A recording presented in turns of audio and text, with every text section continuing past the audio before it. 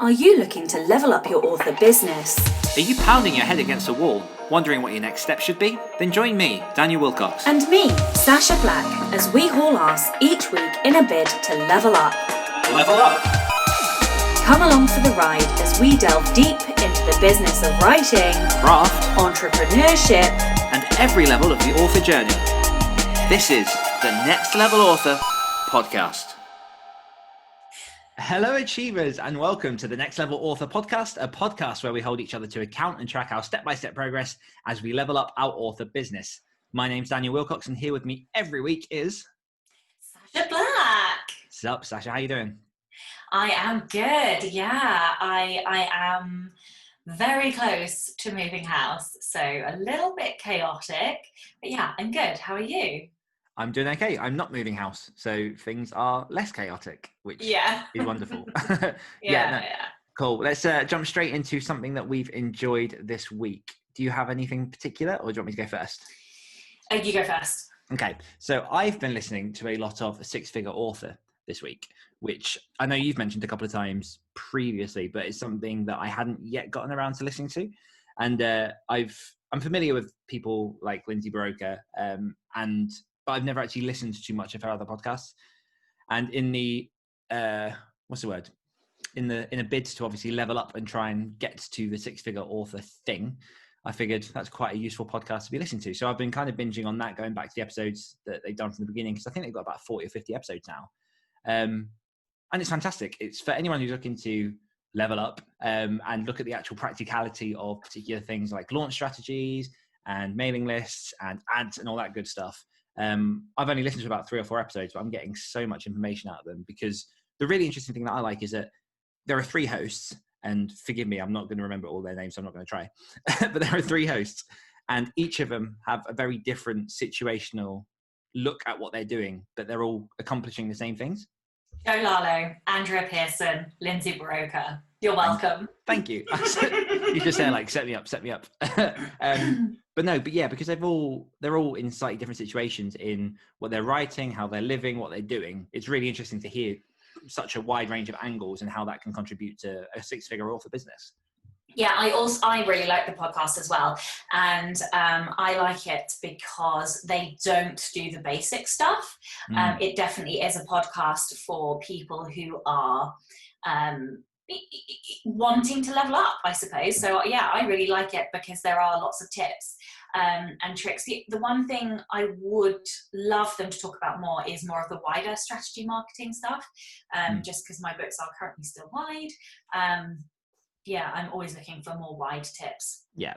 My thing that I am enjoying, I actually, if I'm perfectly honest, haven't done much of anything other than packing and trying to just get all the work done that I need to get done before I pause for a week.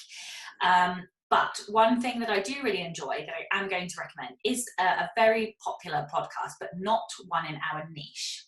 So the Smart Passive Income podcast by Pat Flynn is more of an entrepreneur and business podcast. I think he's got like 500 episodes or something. I don't know. It's a lot of bloody episodes anyway. And I really like it because it is looking at being a business owner as a whole. There are often, I think Mark Dawson was on there once, so they definitely do talk about writing because Pat has written books, but it is about running a business and entrepreneurship as a whole, and there are lots of tools, like people come on who have created software, and there are systems that you can put in place, and yeah, it is they talk about marketing, and they talk about mailing lists and things like this, but in the context of running a business. So and one of the things that I'm trying to do with the Rebel Author podcast is go wider than just creators in terms of writers, because I think there are lots of lessons we can learn from other businesses that can make us as creators and as indie authors much more effective and more efficient.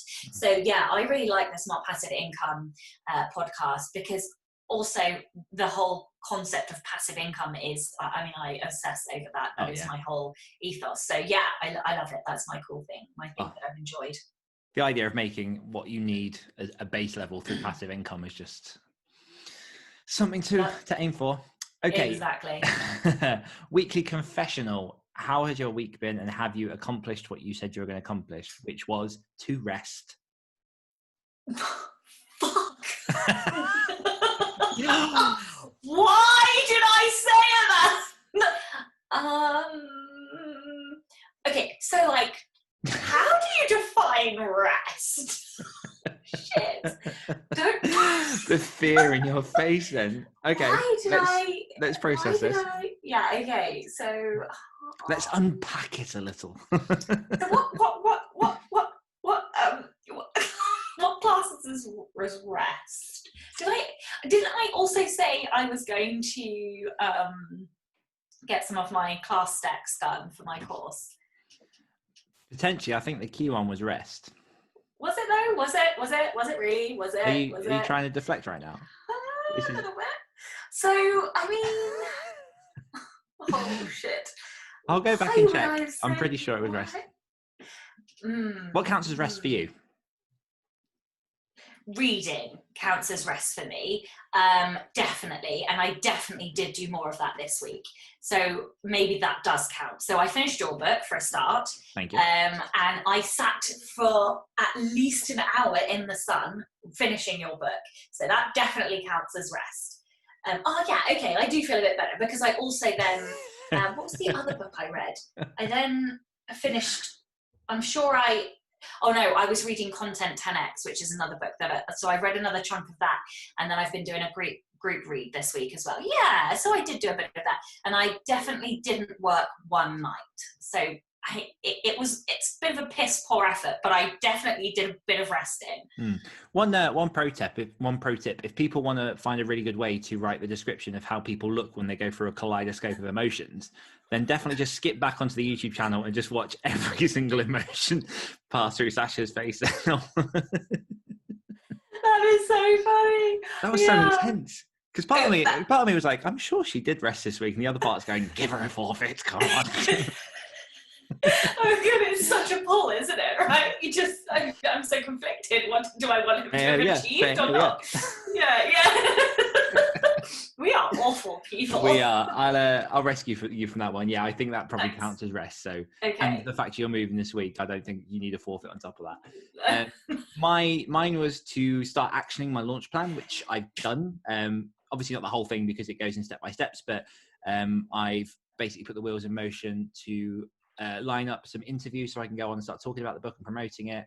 I've started looking at a social media campaign. I'm sorting out competitions which I can run, and just reaching out to people to help promote, basically.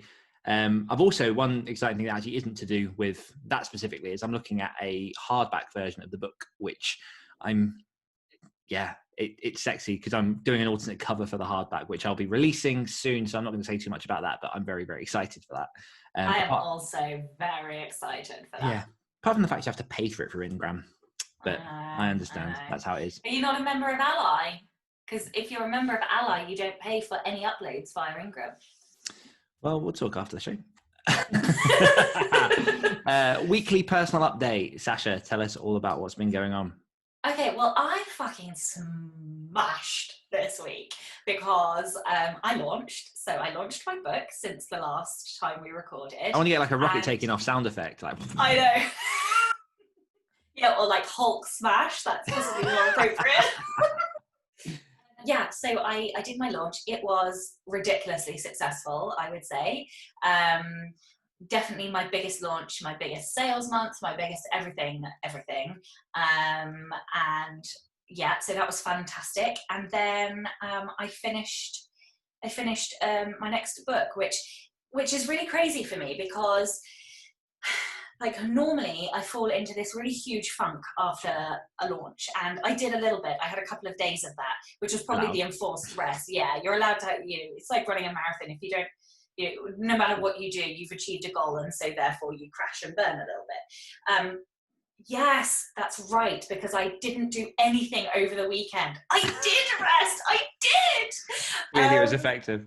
Yeah, and Yeah, but I am under a serious amount of time pressure, and so I had to just get the next book done. So I did. It's only short as well, which is good, but it's a collaboration one, and I do have a deadline, so I had to get it done. So I finished that, and I also managed to get another module for my course deck done, and I've sort of agreed to do a webinar with a fairly big well-known thing in the industry, which I'm not going to talk about just yet, at the beginning of September. So now I have to have the course done by then. So yeah, I have to do that. So yeah, pile on the pressure. I know, and I've also got loads of people asking me for the audiobook for Prose, which I really want to deliver, and I'm really excited to do. But also, I have to move house, so that has to happen first. So yeah, it's been a big week. Yeah, you smashed it. Well done. Yeah, how about you? Yeah, so my week has basically been catching up on client work. I have some exciting news in that I've officially launched my horror publishing brand. I say officially launched, it's very, very quietly launched at the minute, because I've basically handed the URL to a few friends yesterday and started sort of leaking the word out to certain people, because what I decided to do this week, based off of the last couple of conversations we've had, in which basically I've been a pussy and need to man up and start doing stuff. Did I say that though? Not explicitly. I can read it. But yeah, what I've decided to do is I've basically bought a really, really sexy cover, and I've started putting an anthology together. So anyone who wants to contribute to a horror anthology, I've set it up. That's going to be one of the first collaborative projects that runs through my company, which exclusive, Devil's Rock Publishing. Oh yeah. Yeah, so that's kind of set up, and I'll be posting out and advertising about that. I've already had one inquiry somehow on the publication, even though it's only gone to a few of my closest sort of writer friends. And yeah, it's just, I think it's exciting because I'm at the point where that's all going to start going public. I'm usually a person who likes to have everything stacked and ready to go, but I'm very much running this by a bootstrap, just get this off the ground, take it as it comes method, because at the minute the website's live and it's got 2 works in progress on there. It's not like I've got a stack of books behind my name. But as time goes on, I can see that filling up. I can see tweaking the website, populating it with different things, finding new ways to promote and whatnot. But it's step 1, and that's been taken. So that's been my week, and halfway through edits of the first episode of When Winter Comes, and I'll be looking at when to actually launch that soon. So congratulations. Very pleased that you finally took the plunge with Devil's Rock. Yeah, and for anyone who's watching on the YouTube, the logo is currently on my hoodie because I'm that invested. I've created a uniform. Very sexy logo. Because I'm a dork. It's a fantastic logo. Courtesy of Meg Cowley, and I'm going to forget the name. I'll get the URL. It's Fantasy Book Covers. Epic Fantasy Cover, Epic book Fantasy cover, Covers, isn't it? Yeah, I'll get the URL for people. But yeah, absolutely fantastic logo. So thanks, Meg. Before we dive into this week's question, last week we asked everyone, what is your best marketing skill and how can you do more with it? So Meg said, my best marketing skill is authenticity. Making a genuine connection with readers has honestly been the best thing I've ever worked towards. It makes me more invested in providing them with the best books I can, and in turn, it makes them more invested in my stories and myself personally too. I couldn't agree more with that. I think there is, and so funny that she says this, because I think that is the issue that I'm having with fiction, because I wrote the young adult series in the tone and voice that young adults should be, and I don't think I necessarily marry with that, and so there's definitely some issues, and I think that's why I'm struggling so much with with it. And perhaps that was just a realization I just had right this second. But yeah, that's what, I find it so easy to vomit out the nonfiction because it is so utterly me and written. People always say I can hear you in the because it's in your voice, and I need to create that, but in fiction. But anyway, I think that's fantastic and very wise to be that way with your readers as well. Okay, so Sorry, you can hear all the clicking here. Next comment was writer Dan Soul, probably writing my next book. That's his best marketing skill. So that's what he's currently doing. I only have one novel out and a second due out in the next fortnight, and should finish the next one in 2 weeks' time. I need to sell the product first. And absolutely, I think anybody's best marketing skill is just to get the next book out. HB Line said, I'm really struggling with this one. Like you, Sacha, I struggle to give myself credit for my skills. I think my strength is in my empathy. So if I can figure out how to double down on that and use it in my marketing, then that would be great. And I also added to her, that I also think she is a master at organisation, structure and planning, and a bit of a bujo queen as well. So yes. Oh, and sorry, we do have another comment from Lorne Oliver, author. I think that's how you say it. Wish I knew what mine was. My newest release was last Saturday. Pre-sale was good, but the spinning wheels ever since. Well, I think, when I think it takes some time to learn what your best marketing skills are anyway in this career. And again, like me, I think it takes a while to work out where your fiction it sits, where your skills are, where your values lie. So, enjoy the process, enjoy the journey. It takes a while to discover as well, I think, because you have to embed yourself in everything to know what it is you're good at and what you need to work on. And I think a lot of that comes with time. I think it's easier probably for people like us to answer that question because we've been doing this a while. So we know where our skills do lend towards, but it takes time to learn. But no, thank you everyone. Thank you everyone for sending those comments in. This week's question. Oh shit! Why do I always get so scared? Like okay. I literally, it's like a little bit of fear every week. I'll stop talking now. So you need a little bit of fear. Okay, so my question is: we are currently in June of 2020. I don't know where the hell the first part of the year has gone, but it's absolutely flown by. My question to you is, as we close in on the second half of this year, what are your top 3 priorities for the second half of 2020? How do you want to finish this year, and where do you see yourself in January?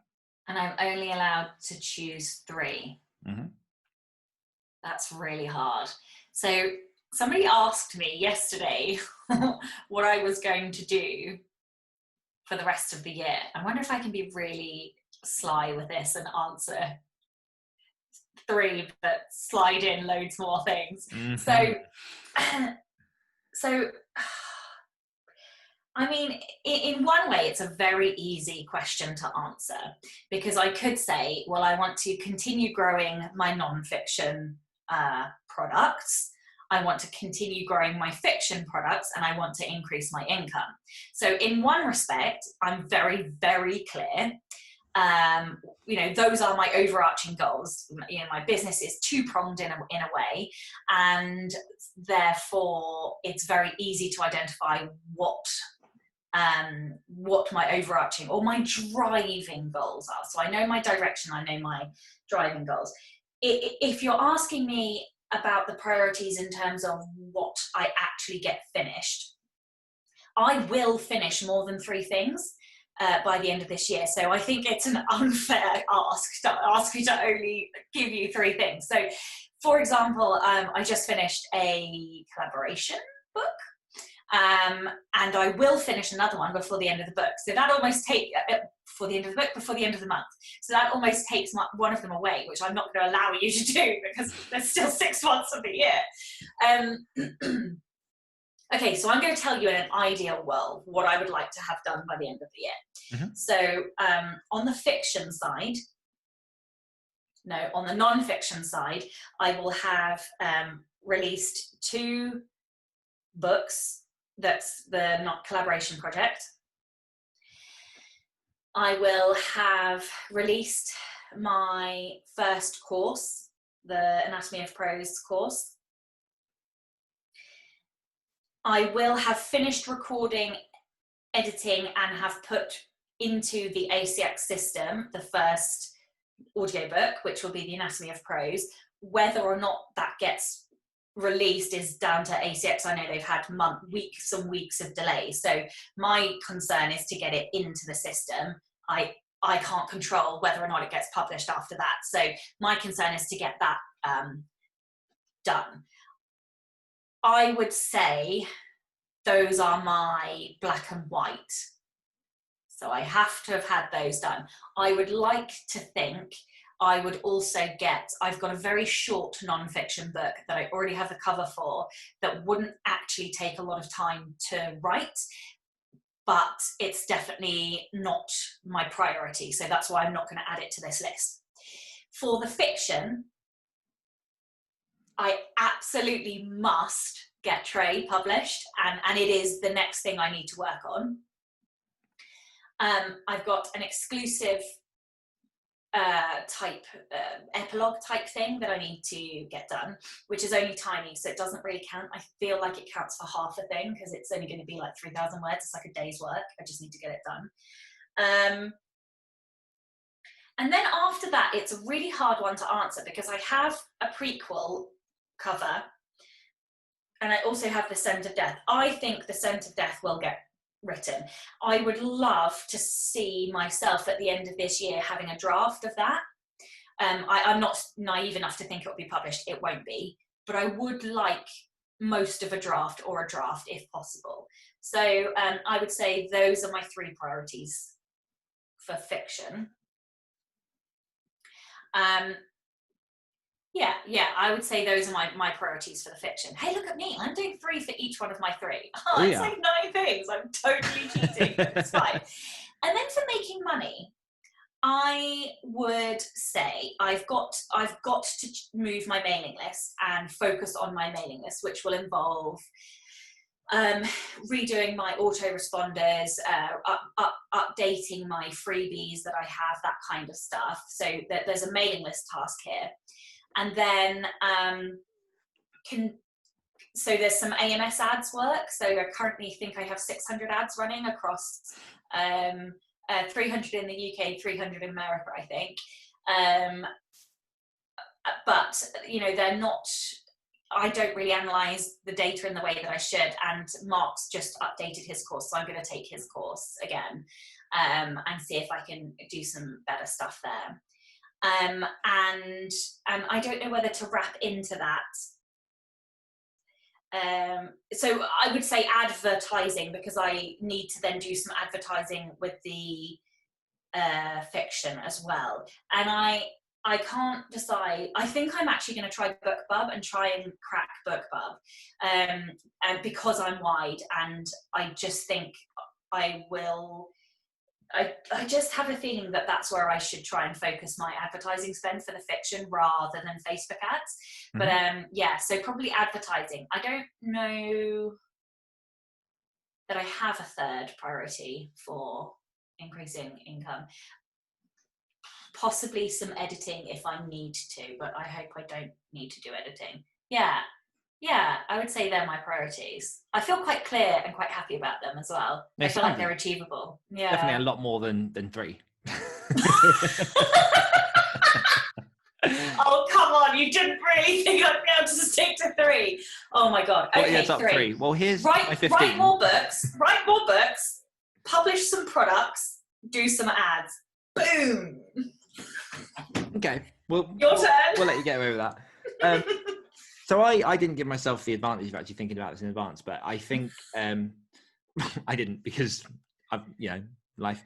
But I think number 1, obviously, Devil's Rock is launched, quote. I don't know if I'm going to do a strong launch for it or not, or whether I'm just going to let it roll as it is and let the books do the talking for the company itself. Number 1, I will be working with an author by the end of this year. That's not anything set up yet. That's just something that I'd like to commit to. I would like to have that author have at least a work published, which obviously within 6 months, it'll depend who I end up working with. But if this serialization method works, then it could be a fantastic way just to create short books that you can then stack up and really start to drill people into a series and make money with it without having to wait, months for people to write 150, 200,000 words. So that's number one. I will be working with an author. I will wrap up When Winter Comes as a whole series. I have released that and box setted it and everything else by the end of this year, and be at least into a second serial if the first one is as successful as I hope that it is, or I hope I can make it. And then the third one, which is kind of reliant on the other two really, is I'd like to be in a position where I can drop my client work. So, and it's a tall order, but obviously if you commit and you push and turn the wheels so they start happening, that's kind of where I'd like to be, but we'll see. So yeah, I'd like to be working with an author and be at the point where they have published something or they're close to publishing something, and we've got those that are working down the pipeline. I've already forgotten myself. I'll finish When Winter Comes and be into a second serial, and hopefully be at a position in which I can cut off the client work. I think the third one's probably less likely, but not impossible. And I will add a fourth, as you've added, 300, which will be I would like to have a second non-fiction out by the end of the year as well. Oh, yeah, you would. Yeah. Oh, you have so got the bug. Well, the thing is, and I've mentioned this before, it might not even be the same for the second book, but I felt it was such a different experience writing non-fiction. Because fiction is heavy. You have to create a world. You have to have everything stored that you've said 8 chapters back about someone's background. You've got to look ahead at where it's all going to end, all it wraps in. Non-fiction, I mean, I've done copywriting and I've done sort of bits and pieces in the past, nothing to the size that I did with collaboration for authors, but it was just the whole thing was like, I did my fiction in the morning and then I just had energy in the afternoon to write non-fiction, and there wasn't a lot of resistance there. So I don't know, it'll be nice to have something else in the bank, because as a wise woman once told me, the non-fictions feed each other, so it's useful to have more than one. Yeah, and I have to say that is never truer than in a launch, because not only did I see obviously a lot of sales for The Anatomy of Prose, I then saw a shitload of sales for all of my other non-fiction books. Nice. And it sort of set the fire in me a little bit, because I was like, oh yeah, I forgot how good launches were, and I really need to publish some more books. Yeah. So yeah, I have never been more fired up to get some effective, efficient systems in place to ensure that I write daily. I don't give a shit what I'm writing on, but I need to be writing something daily. And I am limited a little bit whilst Atlas is still off school. But come September, I will not be fucking about, and I will be expecting everybody to hold me to account for that. Nice. Yeah. And it does, a lot of it comes down to stacking. I'm guessing you didn't quite see that boom with your first launch, and then with your second launch it stacks, and then your third launch it stacks.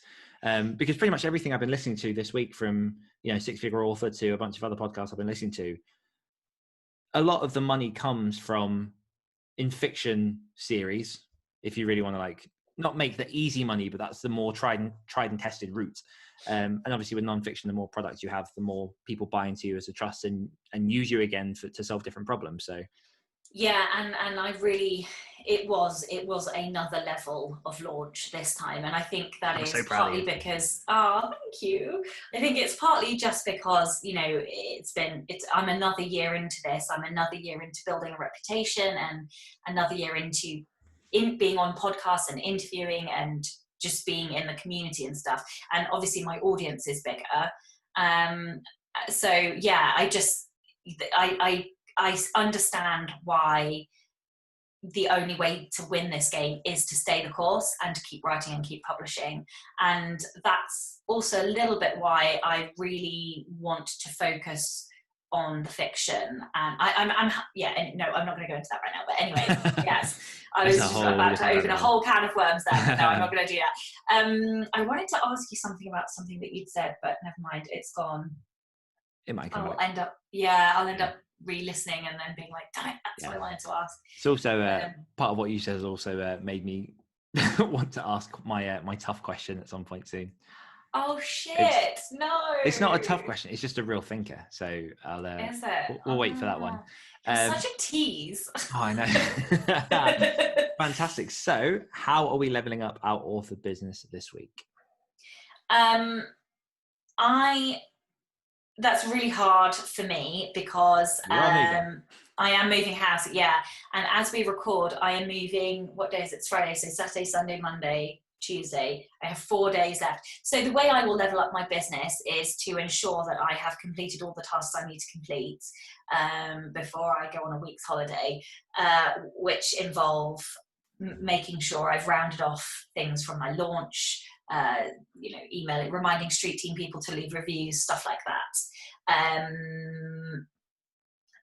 And I think I will add in setting up my new office. Hey. Although I don't know I doubt it will be done by the next time we record, because that way we have to strip wallpaper and paint and have new carpets and stuff. But yeah, move into my new office. What about you? So my priority this week is going to be looking at the launch plan for when winter comes. So I'm going to keep cracking away with collaboration, as you know, that's coming up anyway, and sort all that stuff out.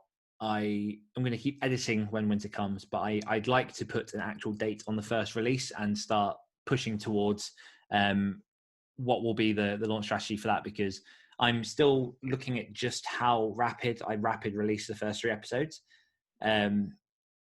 Yeah, I'll leave it at that. I'll put the dates together and start looking at the actual launch of it.